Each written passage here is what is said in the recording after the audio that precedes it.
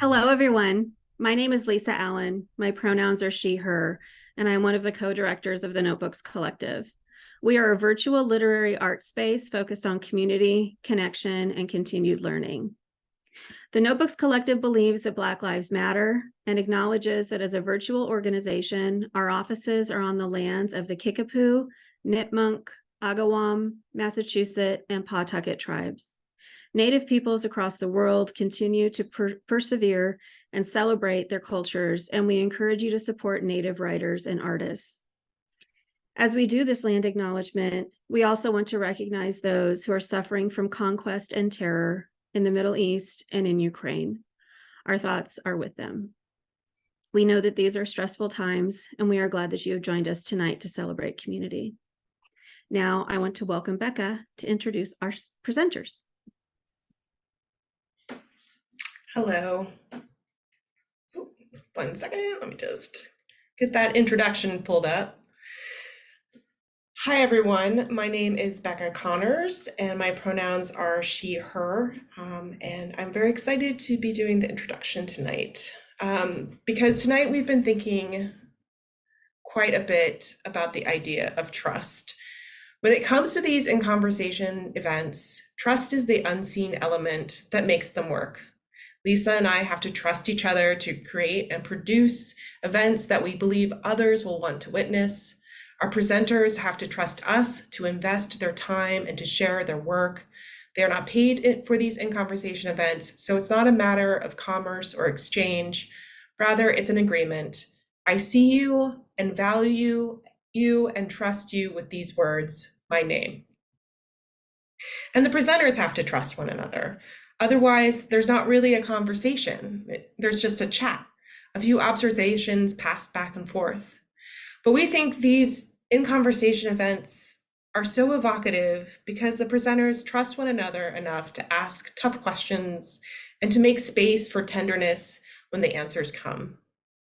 And we trust you, our guests, to give these writers space to think critically of the conversation and to celebrate their writing. In tonight's event, JP and Jen will talk about writing, of course, but they'll also talk about healing, a journey that's unique to each of us. Can we heal when we're with people we don't trust? What does it mean to trust ourselves enough to heal, to want to heal? How does trust change when you're starting to heal to when you are healed?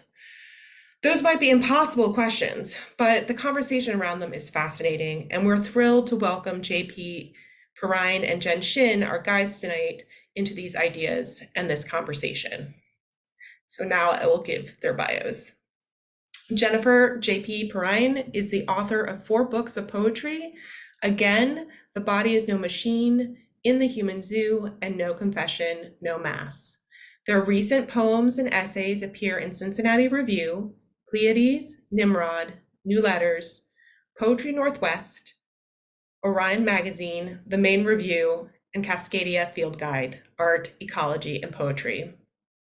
A 2022 Oregon Humanities Community Storytelling Fellow, and a 2022-23 Independent Publishing Resource Center Artist in Residence, Perrine lives in Portland, Oregon, where they co-host the Incite Queer Writers Read series, teach writing, and guide nature-based mindfulness experiences.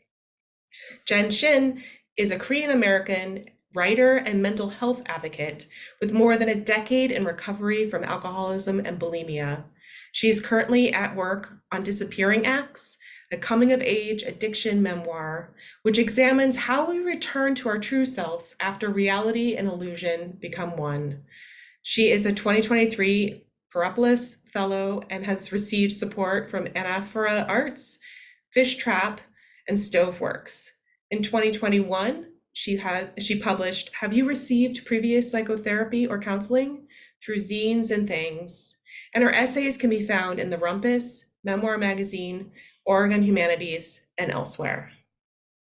JP and Jen, we turn the spotlight over to you.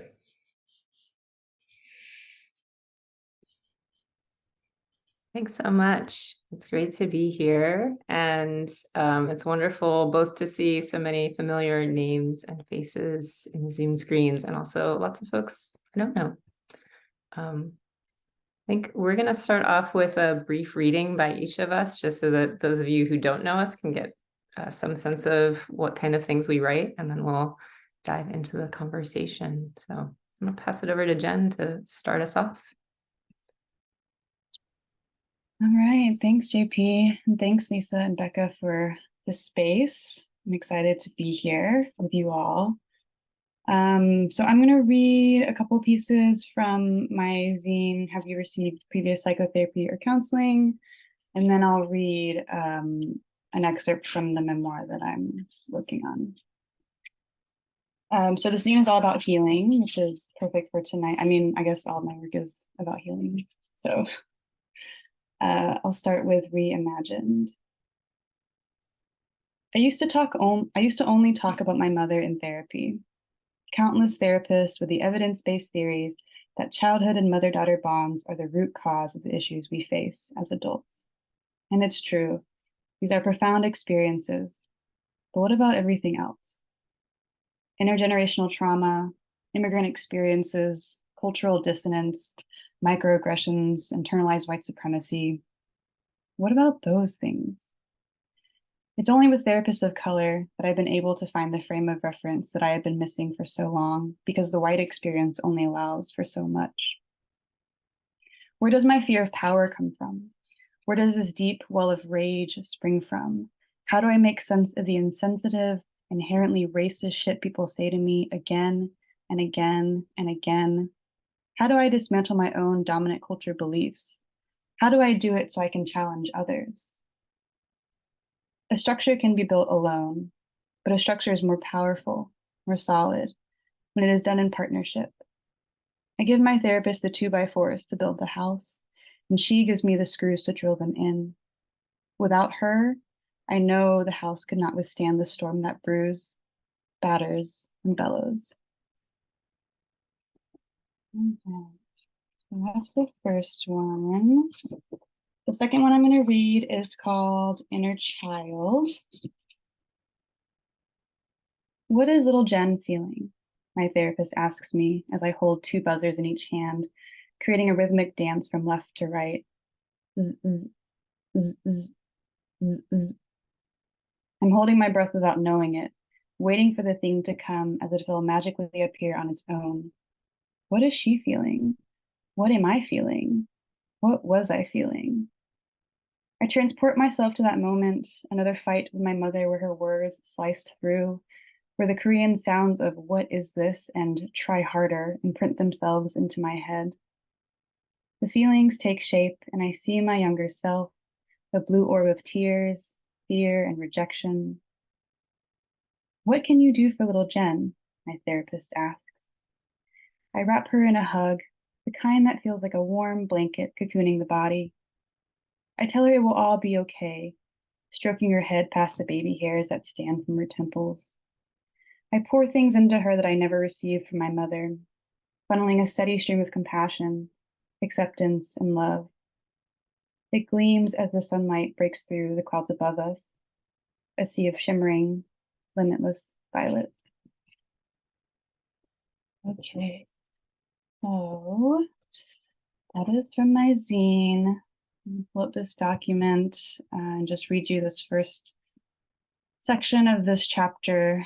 And so Disappearing Acts, as you've heard, is really all about the illusions, just thinking about the narratives that I learned to protect myself. You know, how did I learn to survive? And what are the things that I held on to that I keep holding on to? And so this chapter is in high school. And so I grew up in Tennessee in a very white community. And before this, the context for this is that I have kind of explored all of the ways in which I knew my difference as an Asian American girl, and in all the ways that I was really trying to fit into a mold that was different from the stereotypes that were kept being put upon me. And of course, exploring family trauma and the relationship with my mom. So this chapter is called Requiem. I'm not sure how I discovered Radiohead. Maybe it was when I was 15 on a LimeWire bender, downloading a slew of albums that were seemingly related. But the more likely occasion was while watching the carousel of music videos that rotated on MTV or VH1. What I do know is that listening to Tom York whimper into my ear against a downshifting melody felt like the sinking ship of depression that I had embarked on. His voice was loneliness embodied, a single person waving their hands on that ship, begging to be seen, to be safe, to be held. While I had been most likely begun listening to Radiohead because of their latest albums released in the early 2000s, I learned that my penchant for York was rooted in the 90s. The Bends and OK Computer represented a part of me that was yearning to be cracked open like an egg, my shell fragile and willing. Perhaps in the same way that Linkin Park had touched me a few years earlier as a not yet teen who begged Oma to buy a Hybrid Theory for me, even though it had a parental advisory sticker on the cover. Both Linkin Park and Tom York sang about the angst of their souls, a gut-wrenching outpour of helplessness and suffering. And I want to issue a content warning that I forgot to do. This piece is really about my eating disorder, and so it kind of dives into it a little bit deeply. By the time I entered into my Radiohead phase, I committed to losing all of the excess that I carried, which I had gained after my first diet a few years prior. I quickly learned that this time was different, as the starvation became all-consuming, just like my consumption of York's voice and the desire to be alone. That summer, I disappeared from my friends, their texts piling up on my flip phone. I spent days in my room where I had insisted that the basement couch be moved so I could pretend like I lived in my own apartment, independent and all. And I didn't leave for hours, days, weeks, months. I woke up to the suffocating sun filtering through the blinds, the air conditioner pumping heavy bursts to stymie any heat that bulged through. I was cold, even in the heat. Cold because I had stopped eating, resorting to fasts that would move so slowly hour into hour to begin to count the sound of the clock ticking. I couldn't have done this alone. I didn't have the willpower to maintain such a steady force. I had company in York and Linkin Park and Kate Moss's heroin chic face that I had cut out and pinned to my bulletin board, in Edie Sedgwick's story that was played out in Factory Girl, in Requiem for a Dream and Train Spotting, in The Virgin Suicides and Girl Interrupted. If anything, I was teeming with all these other lives, the ones that represented the thing that I couldn't quite name. This nameless thing had been around for a long time. I wouldn't know then that the nameless thing and the sharpness were two sides of the same coin, that the pain the sharpness protected was now morphing into a different pain, one that was self-inflicted rather than forced onto others. What I did know was that the starving felt best after Oma and I fought, and how that year I often fantasized about her finding me dead, where she would finally understand the pain she had caused me and bear the burden of my death like a cross on her back. I wanted my suffering to be known, like York's. A year earlier, before I decided to lose all the weight, my music selection couldn't have been more different. At dances, my friends and I wagged our hips to Usher's Yeah, Fat Joe's Lean Back, T.I.'s Bring 'Em Out, Nelly's My Place, Daquan's Tipsy. We sing all the lyrics, rapping the way white people do as we stumbled over words and float our arms to the beats. We'd shake our newly discovered sexuality all over the place, dropping, grinding, rolling. A circle would form where we made eye contact with each other and hoped that the boys behind us were watching our asses waving at them. I remember my body then, luscious and curvy. My skin was dark from a summer under the sun, and my hair was long and wild, like my body. I took up space, my dimples deep in my cheeks when I smiled, my teeth strong and white, not yet diminished by the purging that would later take hold. I was on my way to becoming the party girl, just as I had planned, which also involved becoming the sexy and outrageous girl. That was the year I gave my first blowjob to my friend's boyfriend's twin in the backseat of his truck. I wore a floral silk demi-cut bra that I had begged Oma to buy me at Express and slid up and down in his cock for 2 hours while he laid there. We didn't kiss, and he didn't touch me, but those were the unspoken terms we had agreed upon. I wasn't yet dependent on the alcohol for reprieve, but it was there. I knew that I love myself more drenched in vodka, and I believe that other people love me more this way too. All right, so that is chapter, and I will pass it over to JP. Thanks, Jen. I'm excited to talk more about your writing. I'm gonna hang back though. I wanted to share a couple of different pieces with y'all. Just as a sort of heads up, they are all about grief, because that's just the space that things are in right now. So if that's not what you're feeling, you can go do something else for 10 minutes. But I'm going to share a short essay and then 2 poems. And I'll share too that the short essay also has a brief mention of violence in it. It's like 1 sentence, but also in case you don't want to hear that. And I also tried to choose pieces where they are available online. So if you're the kind of person who wants to or needs to read along, you can do that. So this is the first piece I'm going to share. It's called Horror Vacui.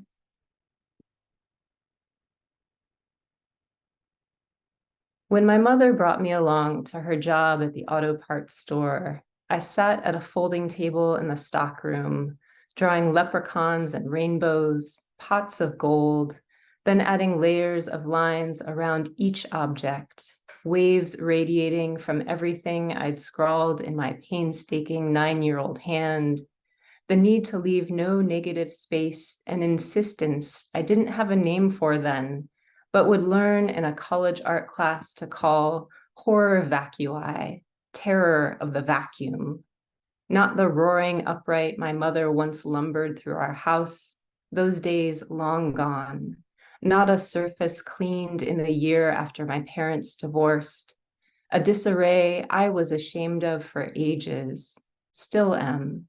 Though now I've come to understand, after ending a relationship that lasted as long as my parents' marriage, how weeks can go by with mud and shreds of autumn leaves accumulating on the floor, streaks of unidentifiable crud stuck to countertops. And now I know this mess is just another form of horror vacui, the distress of empty space, a vacant field that too easily becomes a place in which I project your bare feet shuffling or dancing, your hands beside mine at the cutting board. And recently, I have even stopped making the bed, a chore I transformed into ritual every morning after you began sleeping on the couch, because the blue blanket smoothed across the expanse of mattress was easier to witness than the stretch that remained untroubled by your absence.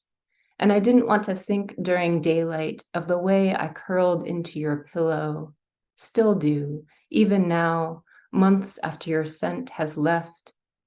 This being the sort of thing I don't even tell my therapist, who surely would say it's okay, no wrong way to grieve, who might even call this shift to letting the sheets stay in the tangle left by my dream travels a marker of acceptance. This being the sort of conversation my mother never had, as she didn't believe in counseling, except that one time we went as a family just before my father divorced her, or she divorced him, no one ever confessing who left whom or why, so that nearly 40 years later, I don't know how they each coped, have no maps for what my path, my aftermath might look like, except my mother taking that job at the auto parts store and me coming with her because I couldn't go anymore to Aunt Seal, the sitter who watched me on the cheap, who let us swim in her above ground pool and swing in the hammock in her attic, who fed us bologna sandwiches for lunch and took me to church once when my mother was out late on a Saturday night, and removed her teeth before she unslung her belt to whip us.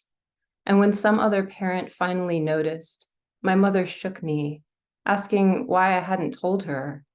And I didn't have the word for it then, but it's the same reason I don't tell anyone I cry most mornings, but still get up, like my mother got up early to convince her boss to let me stay while she worked, making me promise I'd be good. And of course I was, quiet and obedient and alone, except for the boss's dog, an Irish setter who did not smell of rot and blood like Aunt Seal's poodle, but of engine oil and milk bones. And perhaps that Irish setter was the inspiration for my leprechauns, and perhaps his coat of wavy fur suggested lines emanating from a body. And I would like to believe I was filling my pictures with the feeling I had in the presence of that creature, comforted, consoled. But if you were here, you'd tell me point blank. Even then, I knew that to leave a space open is to leave it exposed.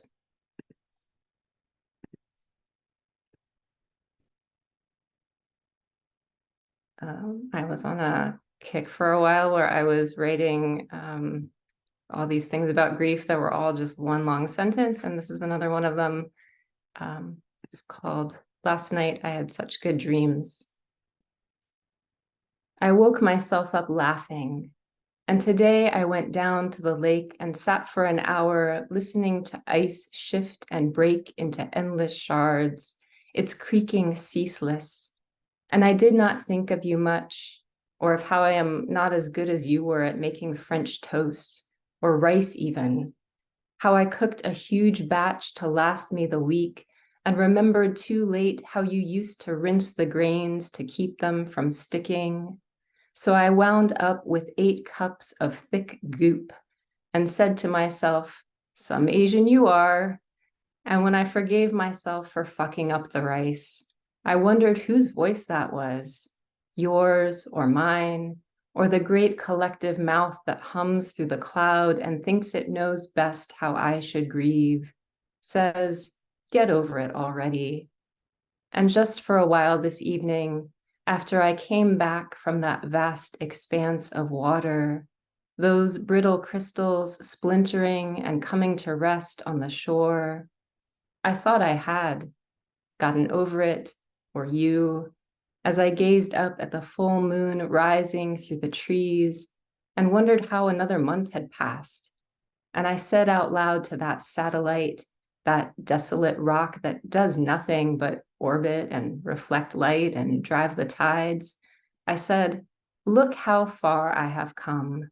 I am still here. I have survived the worst of it. I woke up laughing last night.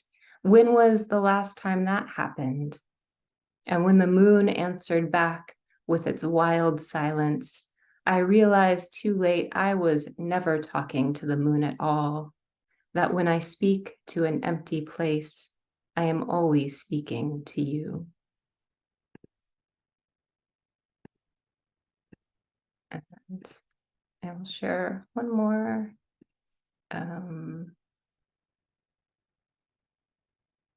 And if you're reading along this one, I think you have to scroll forwards a few pages on the strange little PDF thing. But I'm going to read a poem called Except of Course for Mother's Day.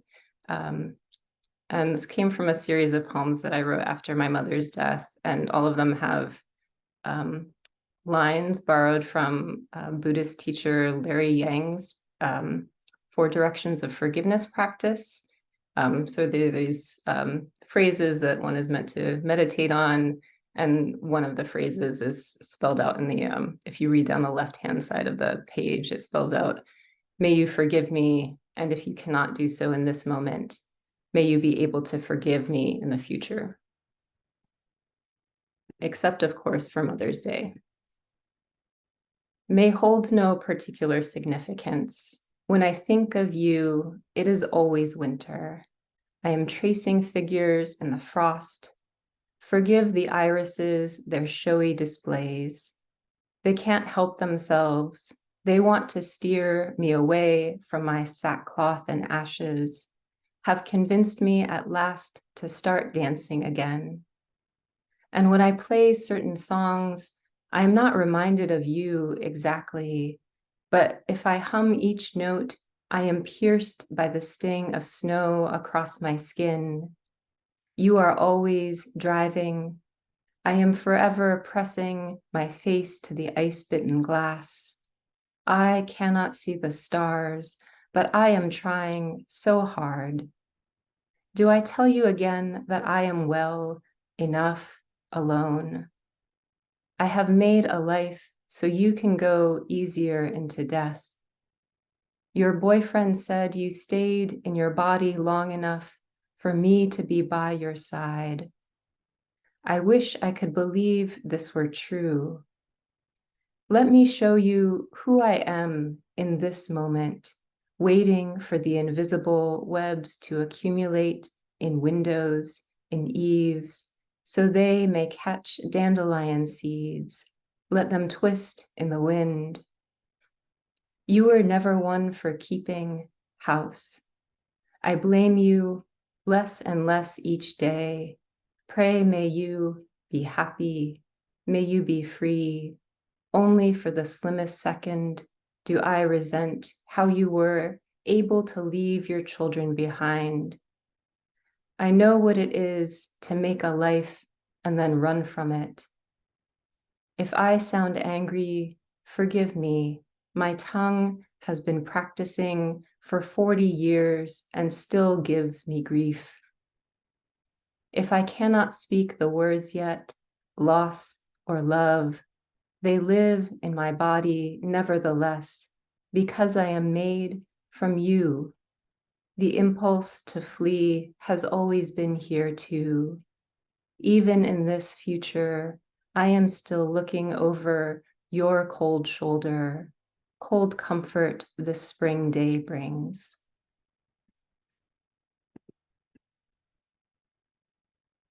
All right, that was a lot of talk. So I'm excited to get into the conversation part of In Conversation and chat with you, Jen. I thought maybe we could start with talking about like how we know each other, since Becca was talking about trust earlier, and I feel like a conversation about writing and healing isn't one that I would necessarily dive into with a lot of people, but because we already have that relationship, I trust you. Yeah. Let's tell our story. Yeah. So we met a little over 2 years ago, maybe, on a Zoom screen, just like this one. I was facilitating a writing class on persona. Was it persona poems or constraints? I can't remember anymore. Constraints. Yeah, constraints in writing. And that was the first space that we met in, was as fellow writers. And then our paths have crossed so many times since then.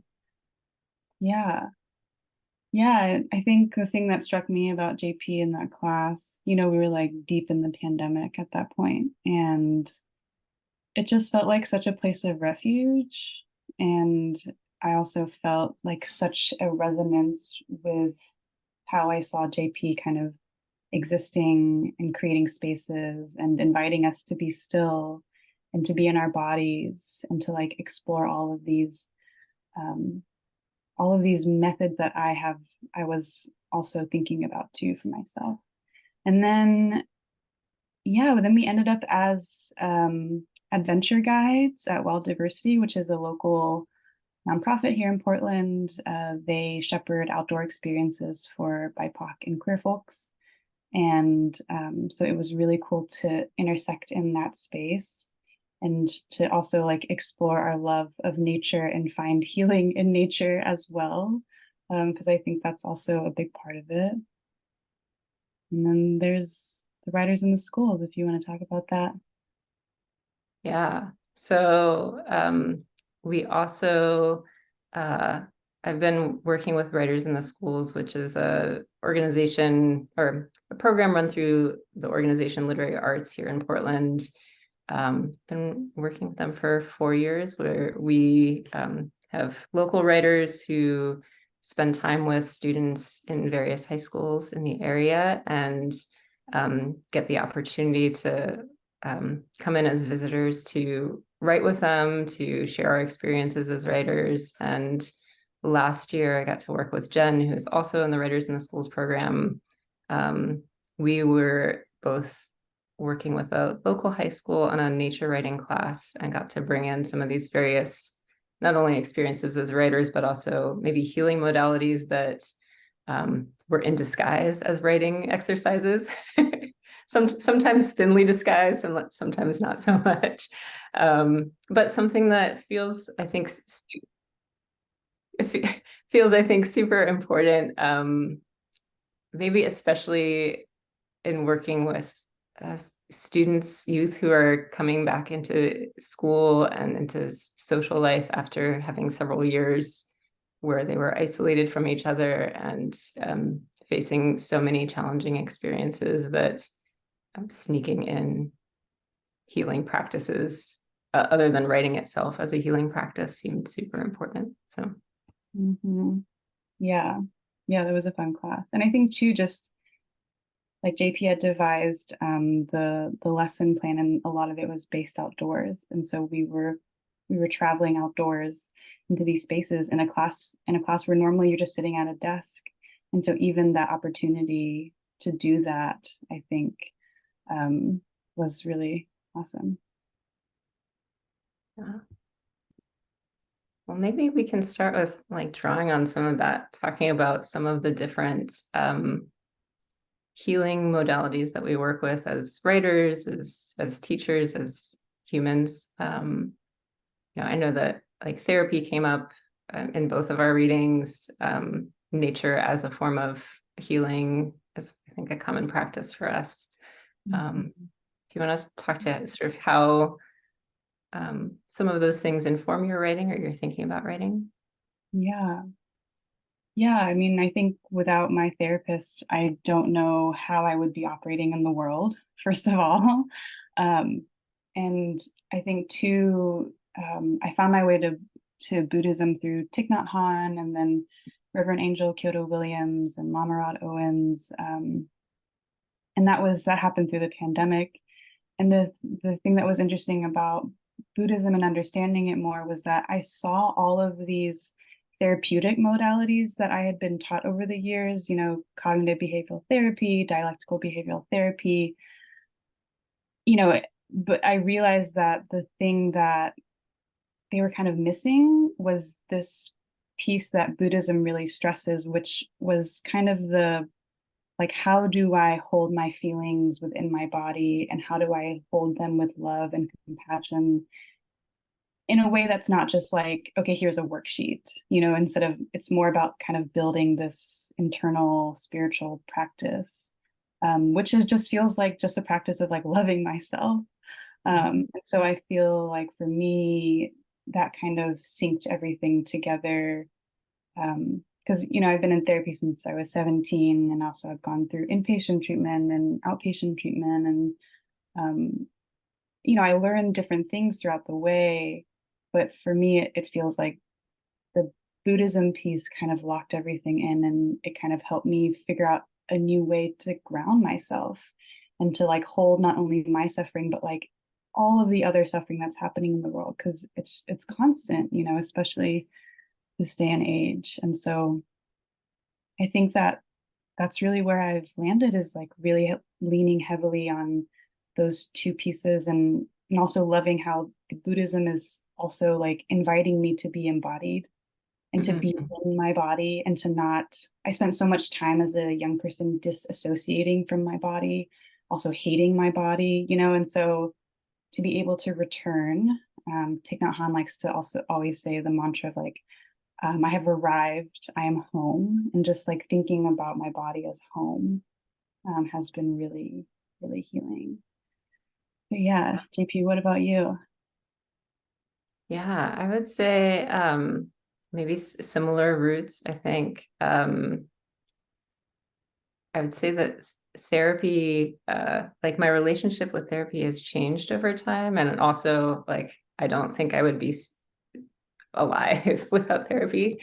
And I don't think I recognized how useful might not be the right word, but how necessary it might be to writing until very recently. That I sort of thought of writing as its own sort of therapeutic modality, and it was a way for me to work through like traumatic experiences of various kinds, or just like everyday pain. And I think more recently I've come to acknowledge that like I need some of those therapeutic processes, including like I feel like Inner Child that you read kind of references like EMDR maybe, but also like internal family systems, so that sort of self-compassion exercise. And I feel like without those, there are some things that I just cannot write about. And I feel like that process of recognizing that I need these other tools besides writing and can't just rely on writing itself to help me work through my shit is has been really startling, because I think it's made me recognize how much I've come to internalize this sense of like individuality and like self-reliance, and like, you know, if I just use my own writing to heal myself, I will get there in the end. And really it's I think these last few years have made me recognize how much I need like a community of people who are like share similar practices to help me find my way through experiences. Mm-hmm. I love that. Yeah, kind of like the idea of like collective healing versus individual healing. I think that, yeah, I think in the spaces that we kind of exist in, that we overlap in, like, I feel that, you know, I feel that like what we are offering is like a ripple effect of just like trying to expand ourselves out, and also like expands that love out in order to like create that community where we can all heal together. Mm-hmm. Yeah. And it feels like I mean, maybe the other collective space that we have in common that I didn't really talk about in my own experience is that access to nature and to wilderness as a space for healing.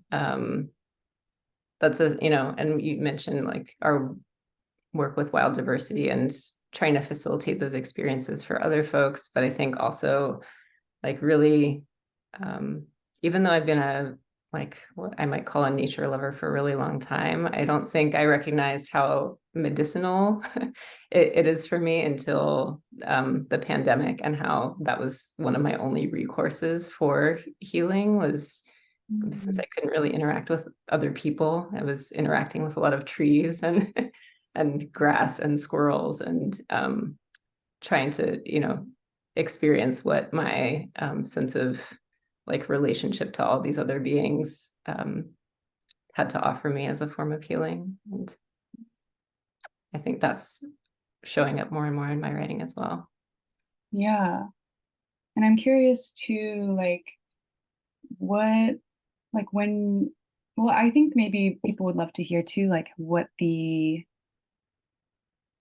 things that you are doing outside, you know, like how you are envisioning outdoor healing spaces and how you've been able to like build those for yourself and for other people. Yeah. I've been super influenced by forest bathing, or Shinrin-yoku.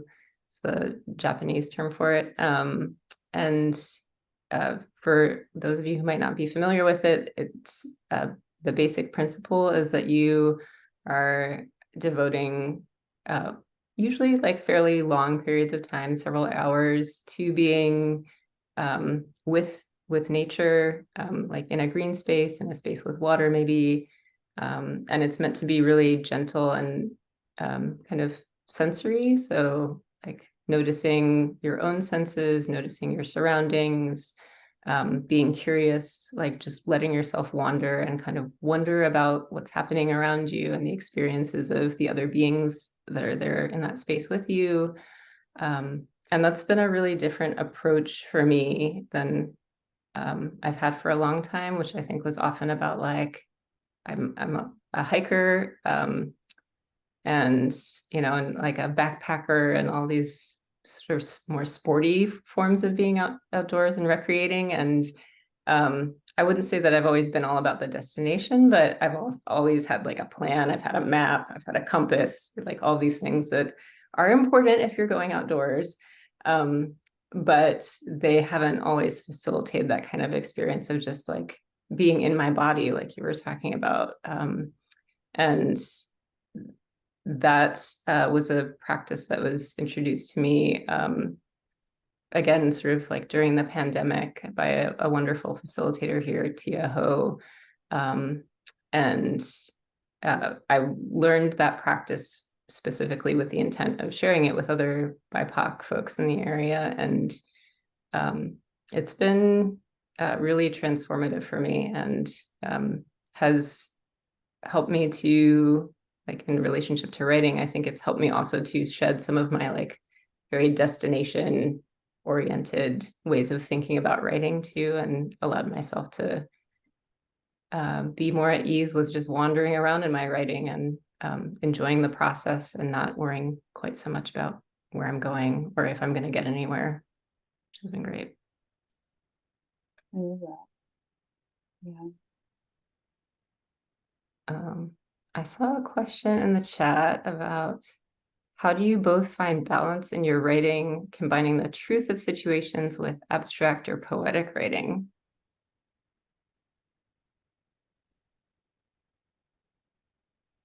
JP, do you want to answer that? Yeah, I can try.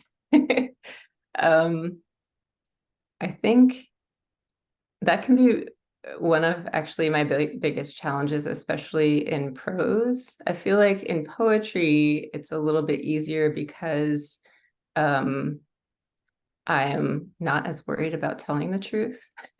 Like I'm certainly concerned with telling the emotional truth, but I can disguise that behind a whole lot of like beautiful language or rhythm or fictionalized versions of experience.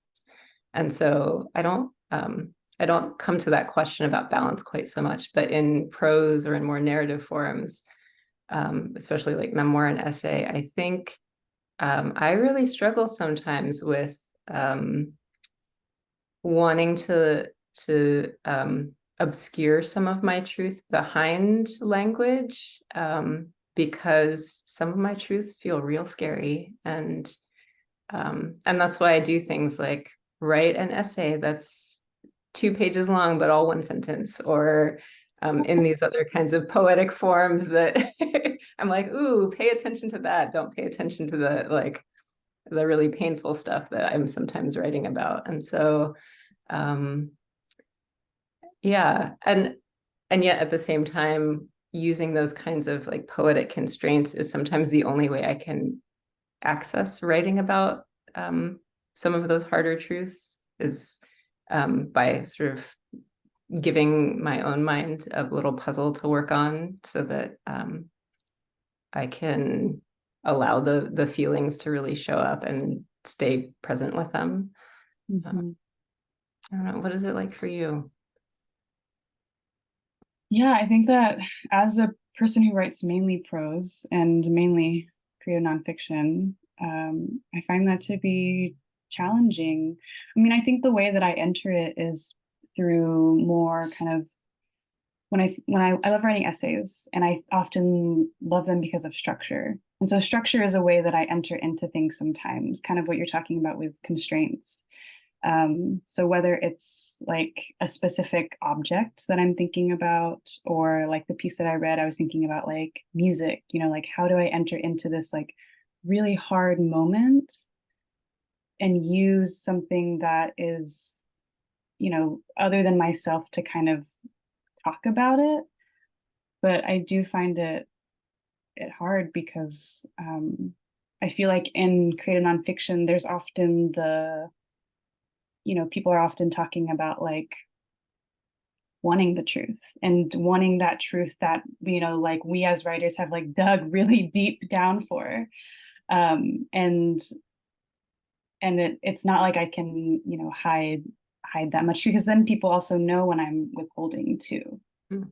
And that shows up on the page as well. So it is an interesting, like, how do I balance Well, I think, I think one of the things that I think about is like, how do I balance the things that I'm ready to share and the things that are just like my like Scorpio part of my astrological chart is like, no, no one will see these for like another like decade or something. And I think that's what I'm thinking about, that I've, kind of encountered as I've been writing this memoir is, and it's more from like an emotional space, like, is this ungrounding me right now?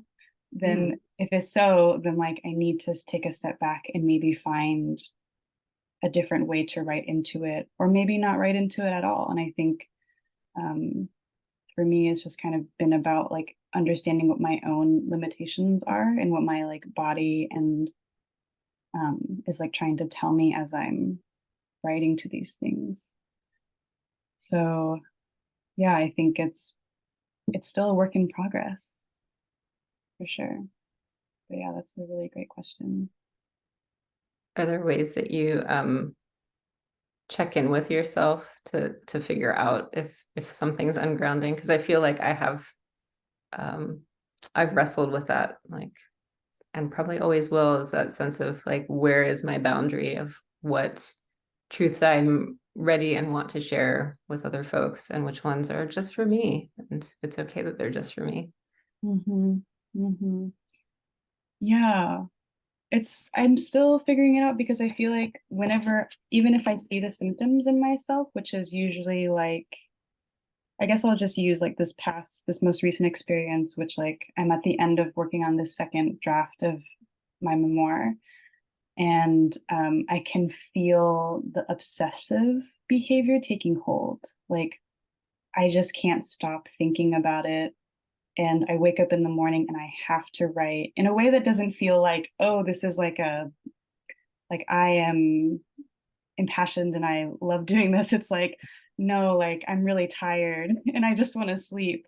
But my mind is like, you just got to do this. And so it's this, I sometimes find that I fall into this narrative of just like, get it over with or push through it, which, I think that's something that I've learned, growing up in the American school system, of just like, if you just work hard enough and if you go at it for long enough, things will work out. And I think for me, I'm recognizing for myself that like, that's not always the case. And there are always ramifications for it emotionally, the like, and it'll just pop up in different ways that I don't expect. So I think,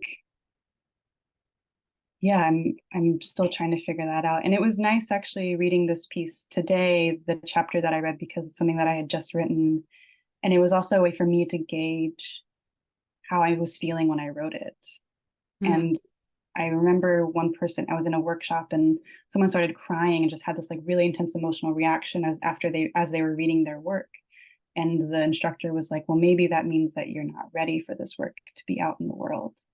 And I've definitely had those moments where I've read pieces and they hit, they hit hard emotionally. And so to be able to read something to an audience, I think also helps me understand, like, where do I sit in this, and how does it feel for me? Yeah, I hadn't thought about that, but it makes me think of like the many writing workshops that I've been in where I've felt compelled to share something that maybe I wasn't prepared to yet. Yeah. Oh, go ahead. And I wanted to also ask too, like, for you in particular to teaching, just like how, I mean, I think we've talked about like kind of being able to bring, like all of ourselves into like a collective space, but you've been teaching for a long time. And I was just curious about how teaching, plays into your healing, and how it also supports your writing as well. Yeah.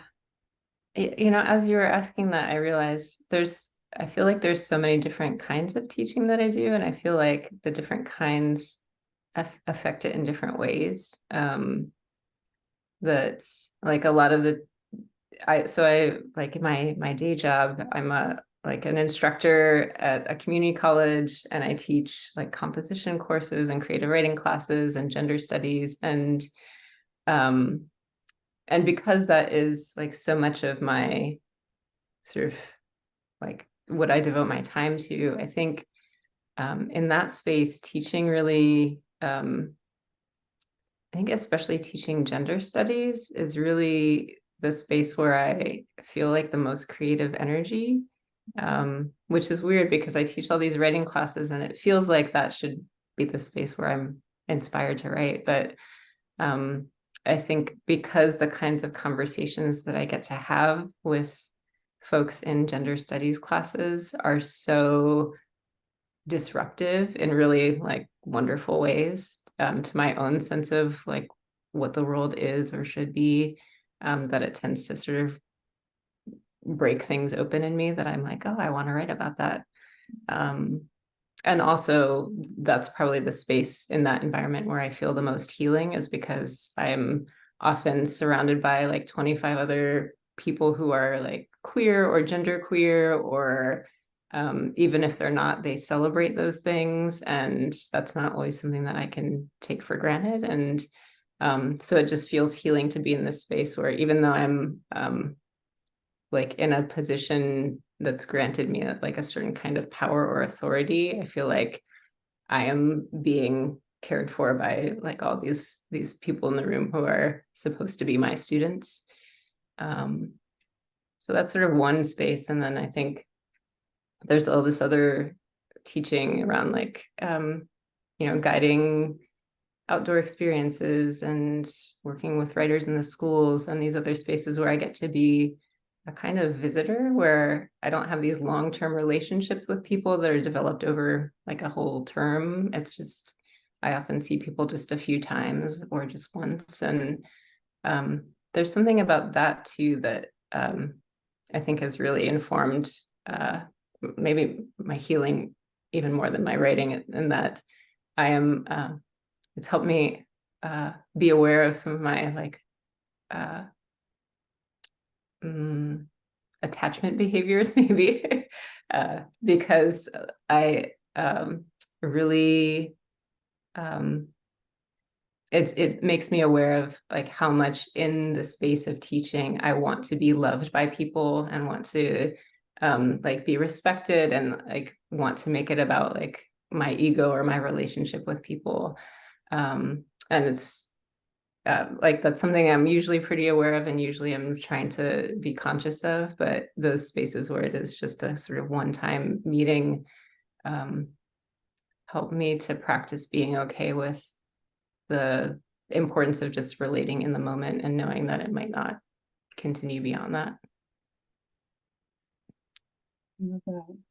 Yeah, I deeply resonate with people pleasing, and it reminds me of that piece. I can't remember the title, but you were talking about how you were in this office and told to be good, and of course you were. And I think that theme, I think as Asian Americans too, it resonates on this other level of like hitting into the model minority myth. And it's like, well, surely you will be good, you will succeed and you will fit all these boxes that are so neat and so, kind of like the model person that we want you to be. Yeah, that made me think of that. Yeah. And of course, those boxes are impossible boxes. And so, yeah, I'm curious how, maybe like in a similar vein, how you feel like teaching informs your writing and your healing. And I'm thinking too about like, I don't think we've mentioned this, that you are also a baker, and this is a big part of your life, and I don't want to assume, but a big part of maybe your healing journey. And just thinking about as you are starting to share writing and teaching practices that relate to food as well, like what that's been like for you. And yeah, I mean, I think for me, writing, I actually got into writing in like an unexpected way. I didn't grow up as a child being like, I am a writer, even though I wrote a lot and I read a lot. But a couple of years ago, I knew that I wanted to do something that could amplify recovery. That was kind of my kind of sole purpose, is like, okay, addiction, no one talks about it, you know, like how can I support this ongoing effort to destigmatize it, but also to like, you know, provide support in whatever capacity that I can. And it took me going to grad school for not English, not like any sort of writing related thing. And then it also took me going to Vietnam for a summer to actually start writing and to realize like, oh, like this is it. Like this is how I can share my story and you know, like while also witnessing other people. You know, because I also have a background in social services. So I was really thinking about those types of programs of like, how do I offer that like mental health support? But those systems I learned are also like really, really messed up, and they're really scary. And they also don't take care of the people who are within them sometimes. And so for me, the writing came naturally as a point of, here is how I can share my story and do what I want to do. And then the baking piece really came out of also this like desire to reconnect with my body and myself. And so I feel like the writing and the baking both to me are just like art forms. And they're things that I'm doing that are creative, that are helping me return back to who I am. You know, this memoir is all about kind of deconstructing all of the illusions that I've created along the way.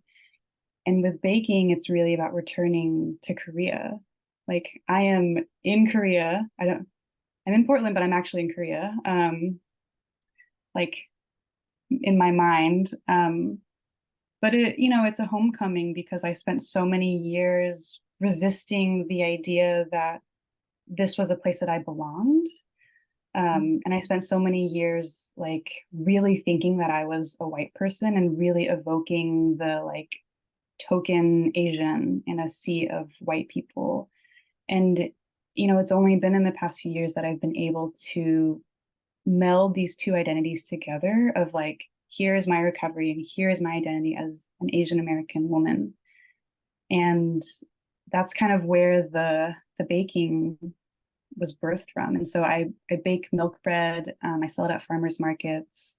And it's just been a really amazing way to, you know, think about flavors, and the flavors are the flavors of my mother and my grandparents, and then all of these relatives that I don't know, because they weren't in the States growing up.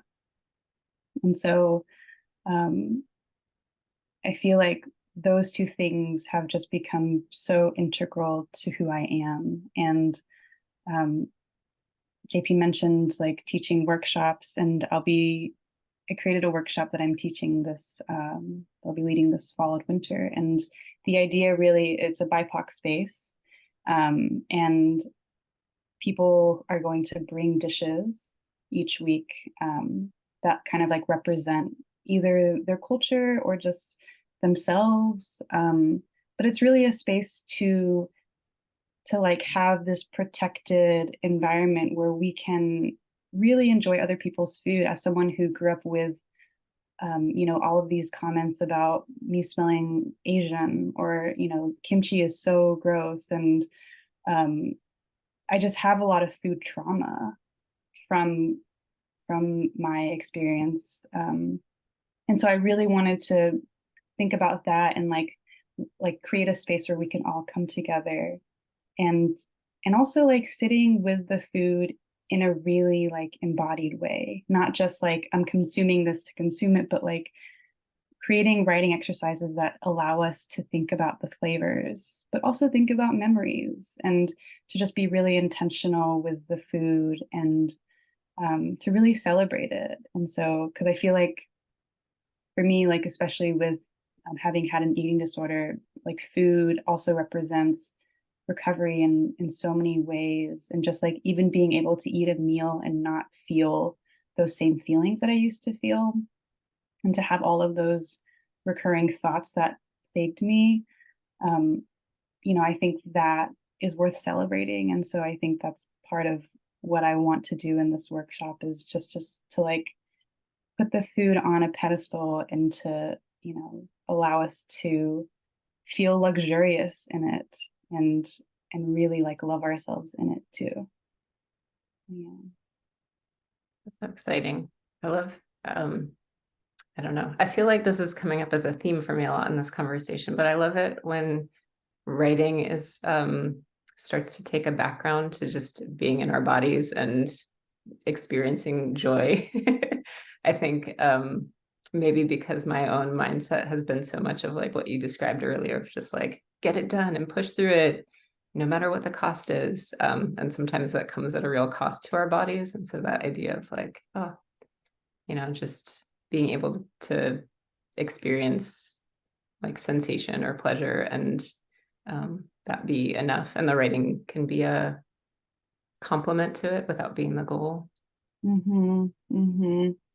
Yeah. Yeah. Because it's like a twofold thing where it's like we're building community first and foremost, and we're writing. It's like we get to do both. And I think that's what I love about being able to create workshops and create spaces. I think is just being able to connect with other people. Yeah. I saw there were more questions in the chat, and I feel like you maybe started to answer this one about, do you feel you're writing in your bodies when you're working? I think you mentioned like a little bit about that in terms of feeling like that, like waking up and feeling like, oh, I feel this compulsion. But I'm curious if that shows up in other ways, especially since you're talking so much about the experience of being embodied. Mm-hmm. Yeah, I mean, I definitely feel the writing, and it changes where the feeling is coming from. But a lot of what I do, especially since I write memoir, I embark on these like nostalgia pop culture journeys, and as you all heard, like there are many references in that piece, because I do spend a lot of time thinking about it. And the thing about that is that it's so transportive, and it's like even when I hear Radiohead today, I feel depressed. I am not even kidding. I can't listen to it and feel happy. It just holds like such a strong place in my memory that just brings me back immediately. And so I think it doesn't feel as visceral when I'm writing, because the writing feels like it's happening in my head at times, but I feel it after. And that's the thing, is like I'll feel it like it surrounds the writing. So when I'm done, whether it's like, yeah, my mind is racing, or I feel like anger out of nowhere, and I'm just like, why am I so angry? And I think that's something that I'm recognizing too, is that like, my body is like full of all of these emotions, and when I am ungrounded, the anger is really quick to pop. And that's one of the ways that I've been able to understand how I'm doing, is like if I just have a burst of anger at my partner, and then he's like, what? And I'm like, what? I'm like, oh yeah, I'm not feeling good. I'm gonna go lay down. But yeah, Dookie, what about for you? Yeah, I feel like it might be kind of similar, that like you spoke earlier about like that tendency to dissociate, and I think that's a practice that my body learned like at a pretty young age, and that I like am continuing to work with. And I feel like maybe one of the reasons I turned to writing as a person is because it was a way, like a socially acceptable way for me to dissociate, because I could really be out of my body and be considering all of these experiences that I've had, while also mostly like sort of projecting them out into something else, instead of experiencing them in my skin. And I still feel that writing kind of shows up that way for me, where like it becomes a sort of, you know, I can be writing about something challenging and it becomes a kind of puzzle that I'm working through mostly in my mind. But of course, my mind is always connected to my body. And so when I'm done writing, like you used that, I think you said like writing for you, it's like transporting. And I feel like afterwards, I have that same sense of like, oh, I was transported to, you know, this other experience. And now I'm like dealing with the jet lag of like getting back here and, you know, trying to go about my life as I normally would when I've just, you know, traveled 20 years or like across the country. And so I think I've been like really trying to practice giving myself some different approaches to writing. Like I used to be one of those people who woke up every morning like an hour early so that I could write and like get pages out. And I am not that kind of person anymore, because like now I need to like take care of myself after I finish writing. And so I like have a specific time each week when I know like, okay, afterwards I'll be able to go take a walk or do something else that's kind to myself, because I don't want to unleash all of my blah onto whoever happens to be around, because I've done that plenty of times in the past and it's not been fruitful. Great. Yeah, and that's the thing, is like it'll always land somewhere. Mm-hmm.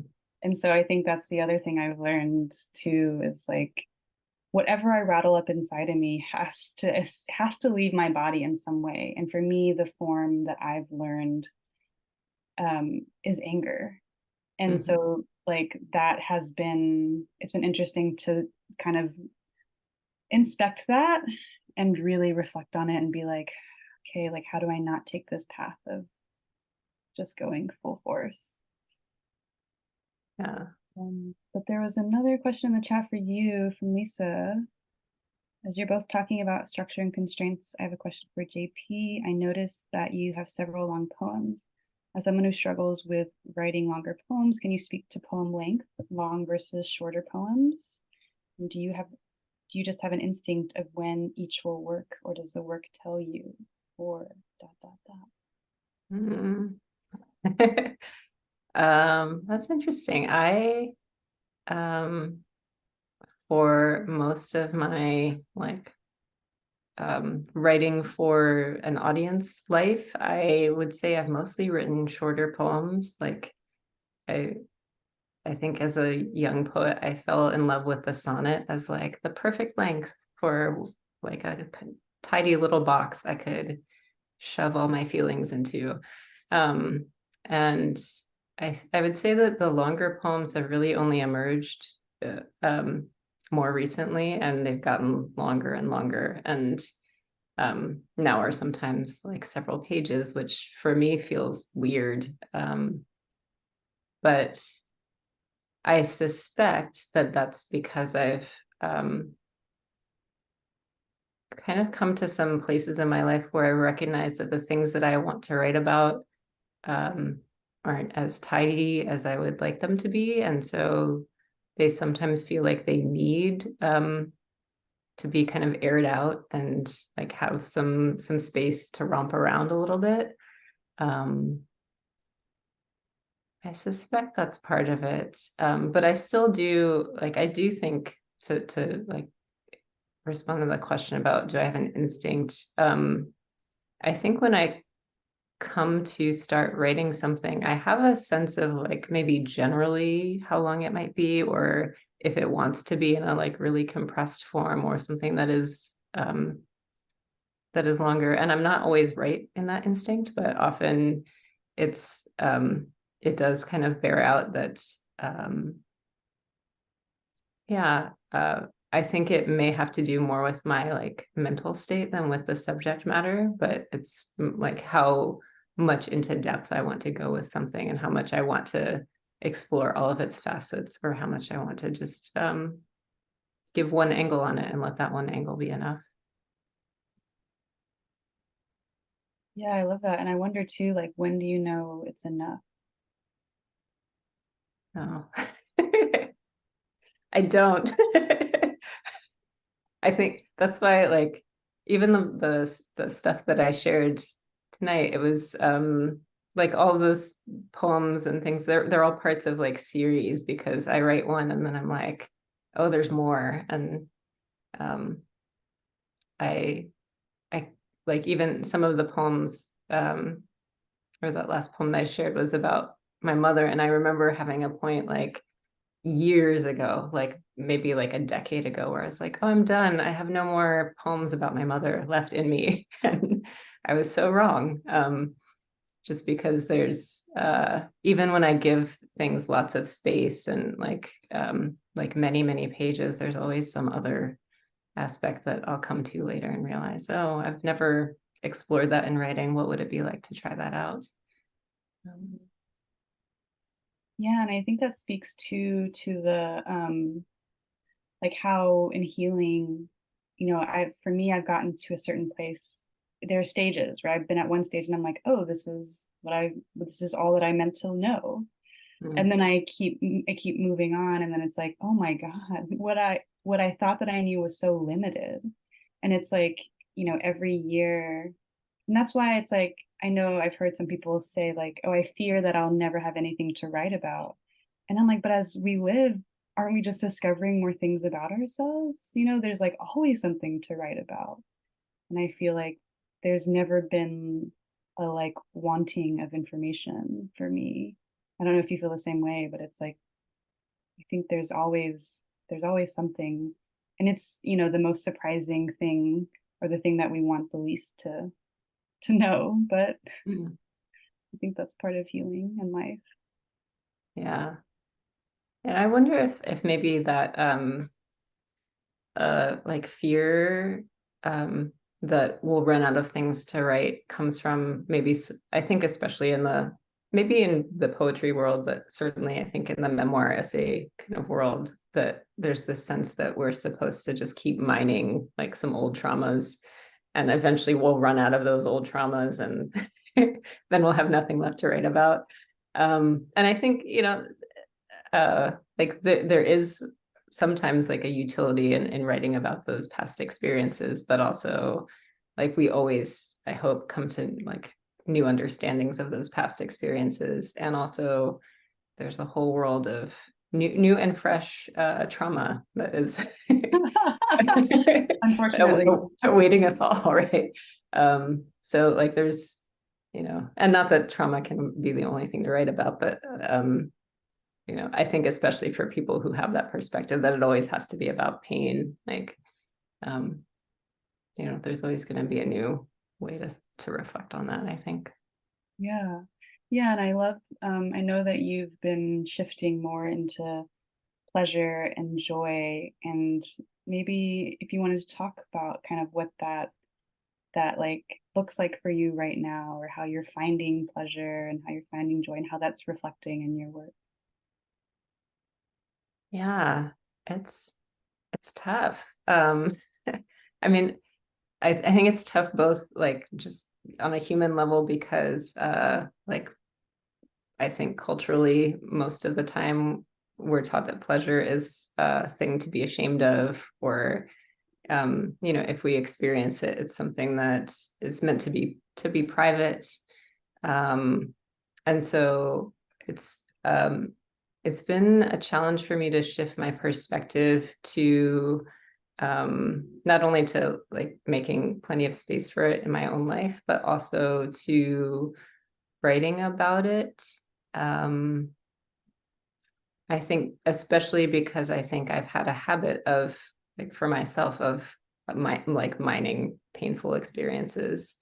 And I'm sure that everyone is aware of this author, but like Ross Gay is somebody that I continually turn to as a writer who inspires me to like really closely observe the pleasure that I experience all the time and don't always give voice to.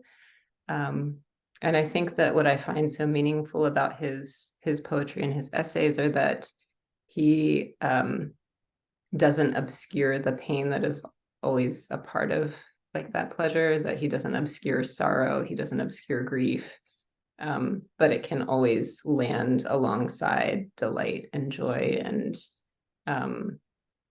and wonder. And so that's been the way that I've been trying to practice, like both in my life and my writing, is to not say like, oh, like stop writing about all this hard stuff. Instead, it's like, okay, like how do I write about like the delight and the wonder that I experience, and also integrate all of the hard stuff, because it's always there at the same time. And yeah, I love that. It reminds me of like, you know, to live is to die. And with every moment that we're living, we're also dying. And so kind of these polarities that exist always in life, that's just kind of how things are. Because one couldn't be without the other. Right? So yeah, I love that. And it made me think too of JP and I played a board game a couple of months ago, and I can't remember what it was called, but it was a survival board game where you're in the wilderness and you're trying to survive. But one of the, you kept pulling, if you pulled a certain card, it asked you to do something and you couldn't tell other people what you were doing. And so one of the cards I pulled was like, I had to keep dancing until, I don't know when I was supposed to stop, but you know, it's just this like breaking out into dance on a random Thursday night, and no one has no idea what I'm doing. You know, like that felt so joyful too, because I got to like be in my body, even though I felt a little embarrassed, but also, you know, to just be able to move and laugh and to like experience that felt really nice. Yeah. I think we should all have moments where we can feel like absurd for how like for how wonderful it feels just to be in our bodies. Like, yeah, and I feel like pleasure is a really good ending note too. Yeah, I wanted to just hop in and say we have about 5 minutes left. And so if there are any last questions that people want to throw into the chat, please do so now. I have been so enjoying this conversation. Like, and I love that we've shifted into pleasure to kind of get near the end. And if we don't have any questions, I don't know if you have a short poem or something that you want to read to close us out. Otherwise, we can just see what happens. No. I wanted to I threw a note in about this theme of slowing down. And I think that's kind of what I'm hearing in like the forest bathing and in the baking and in the enjoying food, and that healing really seems to be centered in like a pushback against kind of that grind culture and like pushing through it. And I know, and like I knew this, and like I think also for writing too, that's another thing where you have to give yourself lots of time and you have to really sit there, and we don't ever really get that extended period of time.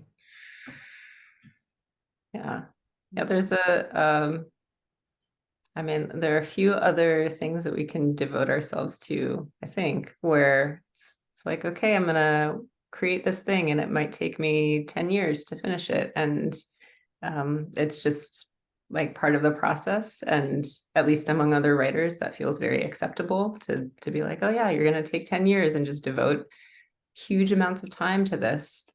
When we live in a culture that says, well, like, you know, what is your result at the end of the day? Like, what can you show me for all of this work that you've done? Yeah.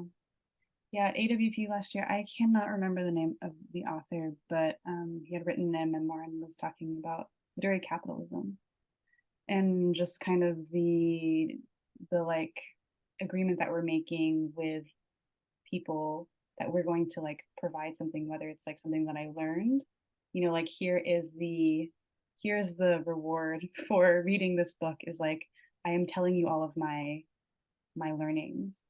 And I think about that too in writing and its form. You know, it's like, what does it look like for writing to not have that aha moment, or that, you know, like, here is the nugget of truth that I'm about to tell you, and you're going to walk away feeling really good that you know this. You know, what if it's just about living, you know, and just about joy and hardship and joy, you know, which I think in books like that exist. But I thought it was interesting that the term literary capitalism, and just thinking about that, Becca, I'd seen your comment earlier about just like capitalism as a whole, and how, like, you know, it is a constant push against us to, like, how quickly can we finish, and how much can we produce, and how much can we ignore our bodies until our bodies just give way. So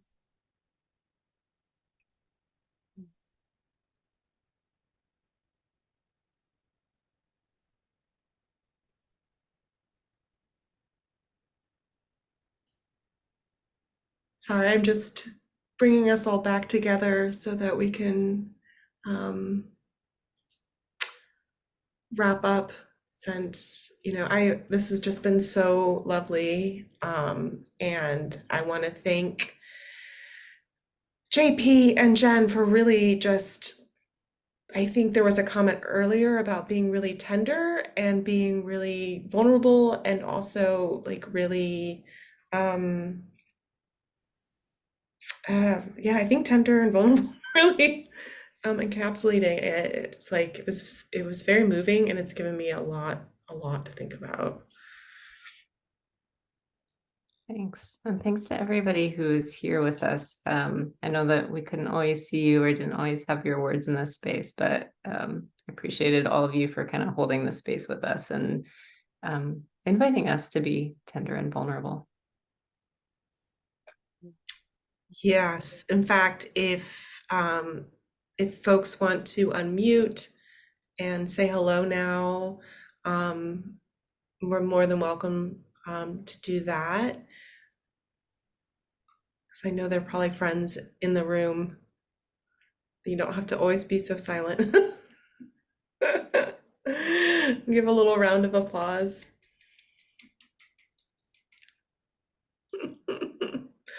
I feel like we kind of did. I feel like we're all maybe in a little bit of meditation right now.